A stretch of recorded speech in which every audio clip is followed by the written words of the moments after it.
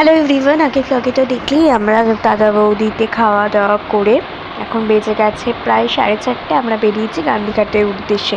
তো ব্যারাকপুর স্টেশন থেকে একটা টোটো ধরে নিয়েছি, নিয়ে সোজা চলে এসে গান্ধীঘাটে। আমি কোনোদিনও যাইনি, তো ব্যারাকপুরে থেকেও গান্ধীঘাট দেখিনি, খুব দেখার ইচ্ছা ছিল। পিসিরা তো কোনোদিনও যায়নি এত বছর থেকে, তো এখন তো শ্বশুরবাড়ি কলকাতা, তো ওখান থেকে যতবারই আসা দেখা হয় না। তো চলে এসেছি, খুব একটা ভিডিও করিনি, মানে ঠিকঠাক করে রাস্তাটা চিনি না, তো ঠিকঠাক করে যেতে যেতে একটা সুন্দর দৃশ্য দেখতে দেখতে আমি ঠিক করে ভিডিওটা করতে পারিনি। কিন্তু দারুণ লাগছে, গঙ্গার পাড়ে যে সূর্যটা দারুণ লাগছে। তো একটু ভিডিও করেছি, একটু রিলস বানিয়েছি, 2-3টে ফটো করেছি, তুলেছি। তো এই টুকটুক করেছি। তোমরা আমাকে কমেন্ট করে জানিও তোমরা কে কে ব্যারাকপুরে থাকো, কে কে ব্যারাকপুর থেকে দেখছো, কে কে ব্যারাকপুরের বাইরে থেকে দেখছো, কারা কারা গান্ধীঘাটে এসেছো, যারা লোকাল কারা এসেছো, যারা লোকাল না তারাও এসেছো কিনা আমাকে কমেন্ট করে জানিও। আমি তো এই এত বছরে ছোটো থেকে আজ অবধি কোনোদিনও দেখিনি, তো এই দেখলাম। মঙ্গলবারেও যাওয়ার ইচ্ছা আছে।